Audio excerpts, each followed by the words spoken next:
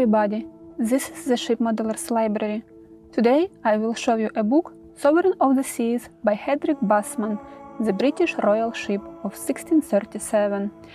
This book is written in German and I don't know if it exists in English, but it is very well illustrated, has a large collection of paintings and sketches of this magnificent ship, making this book a real treasure for modelers and enthusiasts who admire this ship.